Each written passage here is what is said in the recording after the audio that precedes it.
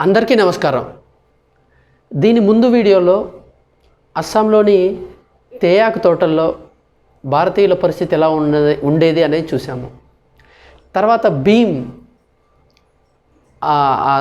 అస్సాంలోని ఆ ఎస్టేట్లోకి వచ్చిన తర్వాత కొన్ని రోజులు అంటే ఫస్ట్ బాధగా కలిసినప్పటికీ బాధగా ఉన్నప్పటికీ ఒక అడవి తల్లి బిడ్డ కావటం, ఒక గోండు జాతికి చెందిన వ్యక్తి కావటం వల్ల ఆ చెట్లు నాటడం, వాటిని పెంచడం అట్లాంటిది అసలు ఇక పనిలో పడితే తిరిగి చూసేది ఉండదు అన్నట్టు అలా ఉండేవాడు. కానీ ఇందాకనే చెప్పుకున్నాం కదా, ఒక దయానీయమైన పరిస్థితి అనేది.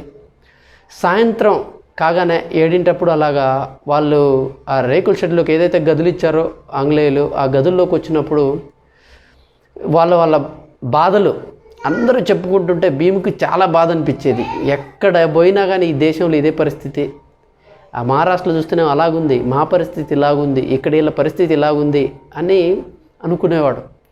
అక్కడ ఒక్కోళ్ళు ఒక రకమైన బాధలు. దానివల్ల వీళ్ళందరి ఒక్కోళ్ళు ఒక రకమైన పోరాటాల గురించి, ఒక్కోళ్ళు ఒక్కో దాని గురించి చెప్తుంటే భీములో మెచ్యూరిటీ అనేది ఆటోమేటిక్గా పెరిగింది. ఫర్ ఎగ్జాంపుల్ ఒక పర్సన్ తీసుకుంటే, ఆయన వేరే దగ్గర నుంచి కలకత్తాకు వస్తున్నప్పుడు ఫస్ట్ తన బిడ్డ చనిపోయింది.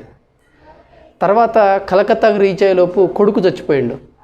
కలకత్తాకు రీచ్ అయిన తర్వాత భార్య తప్పిపోయింది. ఇక ఆయన ఎందుకు బతుకుతున్నాడో ఆయనకే తెలియదు. అట్లాంటి పరిస్థితి ఒక పర్సన్ది. అయితే భీమ్కి ఇక్కడ ఇంట్రెస్టింగ్గా అనిపించేది ఒకటి జరిగింది.